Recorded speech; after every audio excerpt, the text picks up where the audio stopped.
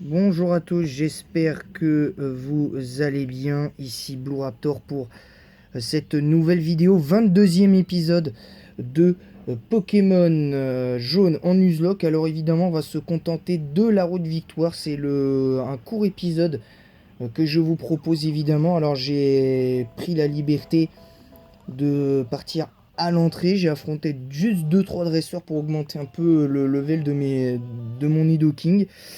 Voilà, donc je me suis arrêté ici.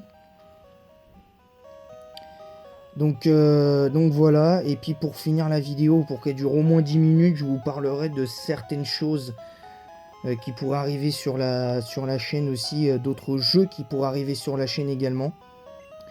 Donc soyez au rendez-vous et tout ça et tout, parce que je peux vous garantir qu'il va y avoir d'autres jeux qui arriveront sur la chaîne, je l'espère très bientôt.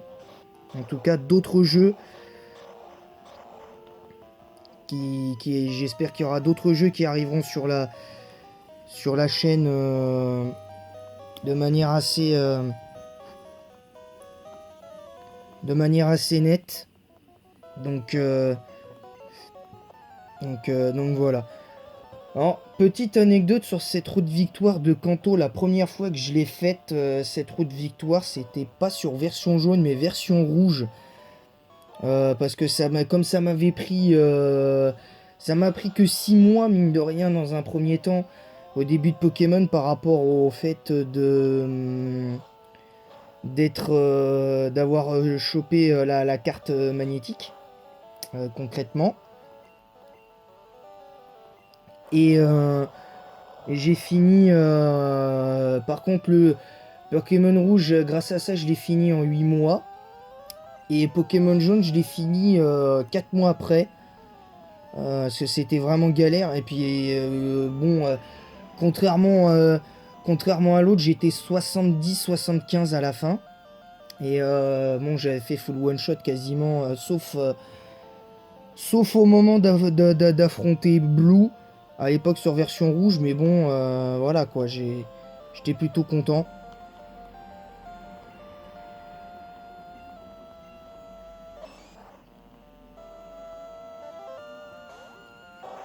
J'ai été plutôt content, donc finalement voilà. Donc concrètement, enfin pour moi concrètement c'est plus un truc de ce genre là.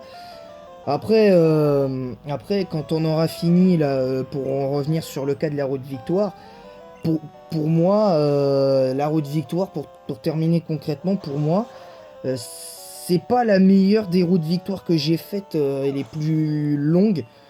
Parce que pour moi, la plus longue route victoire que j'ai faite jusqu'à présent, pour moi, c'est celle de Kalos. Parce que celle de Kalos, plusieurs fois, deux fois, on doit traverser une grotte. Contrairement à, à, par exemple, comment ça s'appelle, à Sinnoh, la route victoire, elle est longue. Mais ça va quoi, tu vois. Et sur Rosa, j'ai adoré la route victoire, comment ils l'ont aménagée. Je trouve c'est beaucoup mieux la route victoire de Owen sur Rosa. Franchement, voilà. Bon, après, pour moi, Rosa, c'est quand même un. Pour moi, Rosa, ça reste un très bon jeu. Mais malgré tout, enfin, moi personnellement, j'ai aimé Rosa. Hein, vous méprenez pas, j'ai aimé Rosa. J'ai aimé XY, Soleil et Lune, Ultra Soleil, Ultra Lune. J'ai aimé, même si bon, j'ai été un peu déçu de la fin à chaque fois. Mais sinon, moi, je vous l'ai toujours dit, mon jeu préféré et ma route victoire préférée, c'est celle du Nice. Concrètement, pour moi, c'est celle du Nice. Euh, et d'ailleurs, pour moi, de tous les jeux Pokémon, la Ligue Pokémon qui m'a le plus causé de problèmes, c'est depuis 18 ans que je joue à Pokémon, bientôt 19 ans. Ben, disons que, disons que c'est compliqué et disons que c'est compliqué d'avoir un bon ressenti par rapport à ça. C'est un peu... c'est un peu dommage quelque part.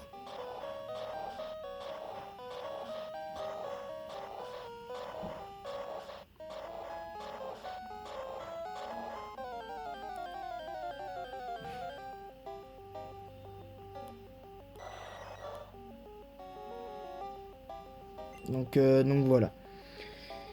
Donc à la fin, je vous raconterai un petit peu mon ressenti par rapport à ce que j'avais dit sur le fait à mon sens, de chaque génération, le meilleur, à mon sens, starter.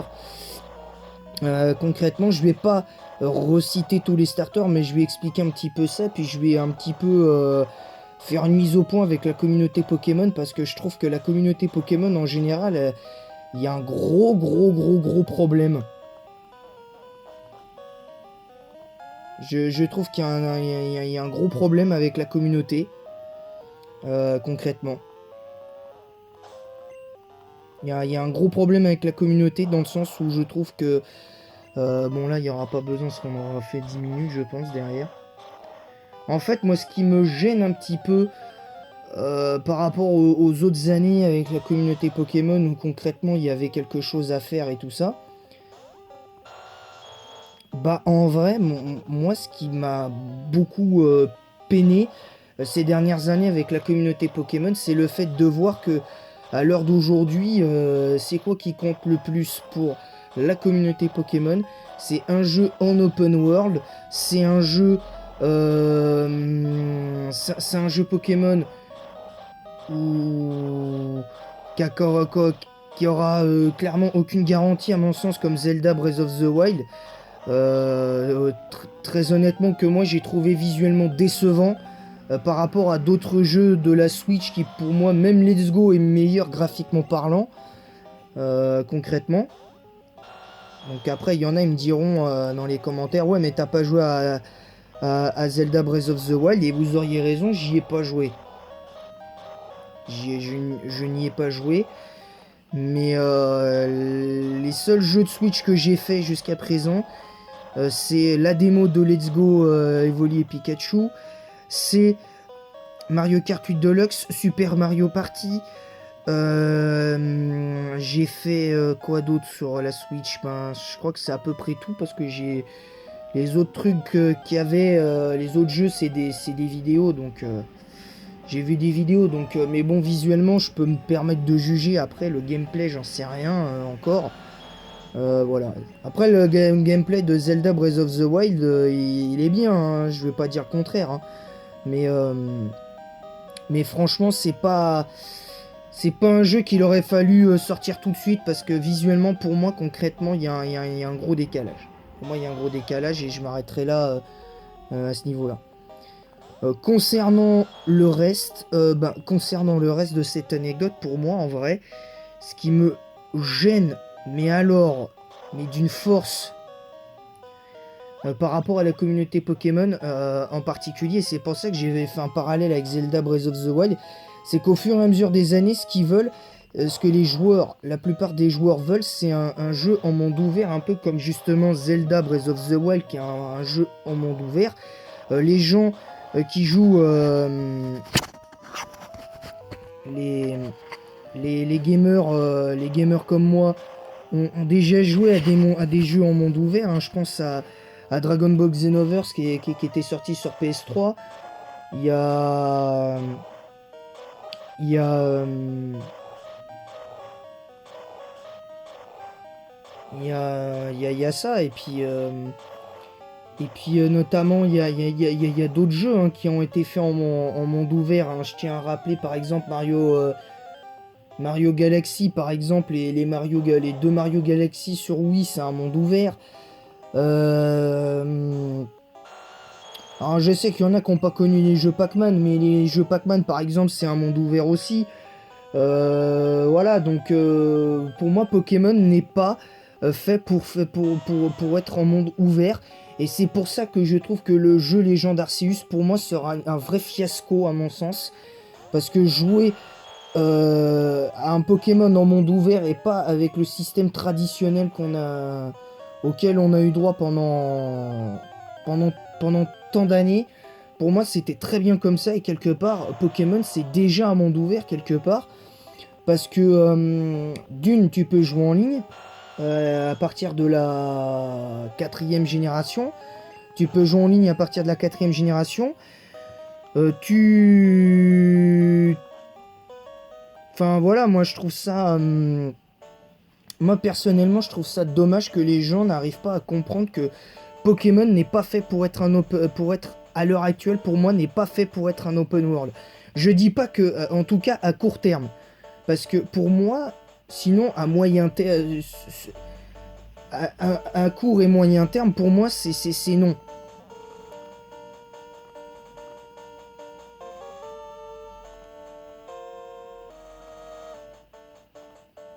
Voilà.